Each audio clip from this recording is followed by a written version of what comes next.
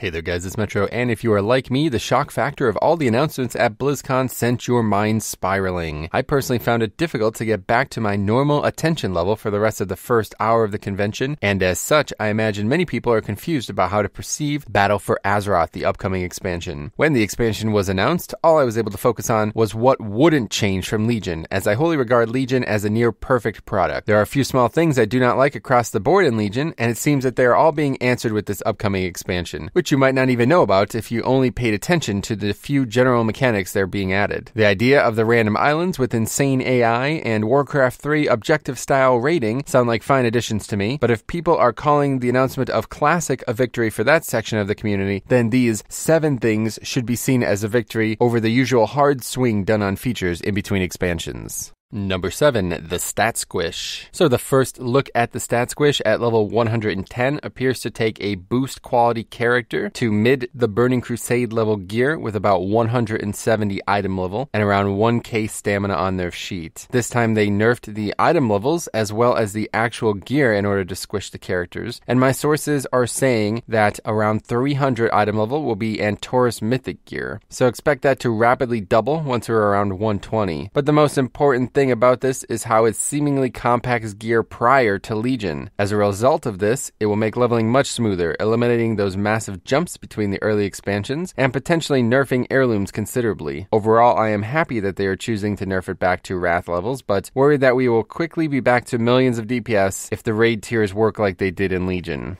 Speaking of leveling, number 6, scaling tech brought to the old zones. If you follow the channel, leveling reworks were something I was hoping for a very long time, and it's actually coming in patch 7.3.5 ahead of the expansion, which already sounds like a pretty sizable patch, as Ulduar Time Walking was also confirmed for it. They will be very nice to have early, but won't truly be realized until the Stat Squish and some other features are in with 8.0. Either way, a commitment to making leveling worth doing again is a step in the right direction in my book any day. Number 5, no more legendaries as we know them from Legion. When Ian Hazzikostas confirmed legendaries would be removed outright and not just tweaked, I immediately gained a lot of respect for the development team. If we saw anything this BlizzCon, we saw that they truly listened to real player feedback and not just to whining casuals who don't even play the game enough to have an opinion on the topic they are complaining about. In reality, the Legion legendary system provided serious customization to your character, and once you have all the options available, it actually makes for a really fun situation. However, getting them was absurdly overcomplicated, especially for alts, as most people approach their alts as a minimalist and do not intend to farm Emerald Nightmare 10 times a week on 5 tunes. There were ways to save the system, but as it stands, I say good riddance.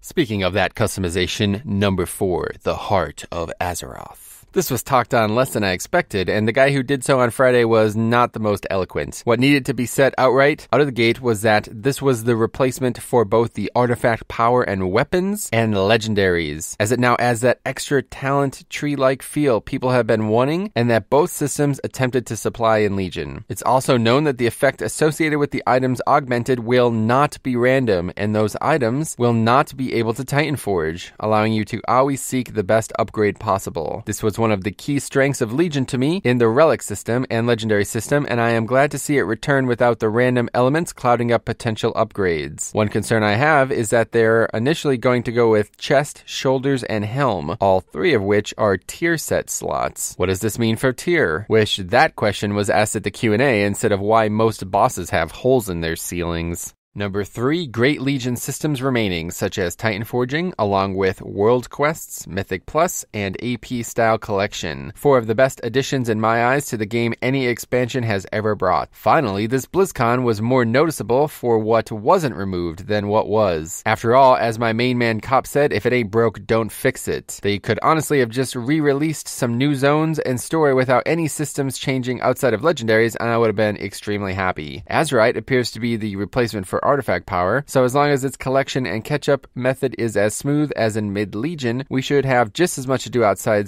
as raids as we do now, and there will still be plenty of incentive to be doing old raids and old content that would have been useless prior to these systems. Another cool thing we learned about at the Q&A on Saturday was that Azerite knowledge would just reduce the amount needed per point, so we weren't ending up with a situation where we have absurdly conflated systems where 1 billion AP is 1% of a single point. Number 2, the allied races. Now, this was an announcement in the forefront of BlizzCon, but what I am more excited for is the potential of the system's future expansion. The fact that we are getting unique story for each, requiring you to unlock them, is very nice, but essentially fills in the gap left from the artifact and class stories of Legion. But once this tech is actually in the game, alongside proper leveling, the sky is certainly the limit. I'm optimistic, but I'm hoping for the first additional races to come in with the first major patch of Battle for Azeroth, similar to how Blood Elf and Draenei models came in with the first patch of Warlords of Draenor. And finally, the number 1 best thing we saw so far. Now, if you noticed, in the way too early builds people got to play at BlizzCon, the classes seemed extremely similar to how they play in Legion, with one major addition. Each got an iconic raid-wide buff back. Buffs have always been one of my favorite things in WoW, but I totally understand the decision to remove them in Legion, as they would have made Mythic Plus class imbalance even greater. I'm still concerned with this, but I'm happy to see them back regardless, including the ones Death Knight will be bringing, which is a 5% leech passively now, no longer tied to Blood's consumption ability, which is obviously no longer in the game. At first glance, however, there seem to be no replacements for the artifacts at all, in terms of Abilicus, Dancing Rune Weapon, and consumption for Blood Decay, so I expect the classes will still be undergoing heavy alterations before the game is actually in public testing. So that's the list. What'd you think?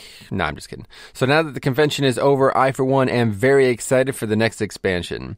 Mostly because there appear to be multiple reasons to finally care about leveling again, and they seemingly understand why systems like Mythic Plus and character diversity through gearing worked out very well in Legion. Many people are already complaining that the expansion's announcement was underwhelming, but hopefully these things will remind you why the fact that they don't need to reinvent the wheel this time around, and that there will be plenty to look forward to in the beta, is a good thing. If you have any questions or would like to discuss some of these things that you are or are not excited for, let me know. Otherwise, we'll see you guys in the next video. Fuck.